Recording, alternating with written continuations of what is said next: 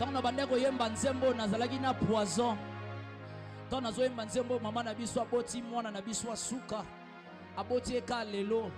Abimi peka lelo. Maintenant azozonga na nzela lipape katanie. Famille mobola teva mokongo ti na 2023. Terrain vide. So na kete ya na ke yemba. Kote na ke sala musala batu bazo bika. So batu batelinga bazo pesa nga ba félicitations za na grâce. Mais so na zungi na sima na teli famille na yo ki soni ebele. Na balusi mokongo. Na taleli nzambe. Nzembo na yembi yango na mama Lor Mbongo. Et si to silisi yango donc quelques mois ils sont disponibles.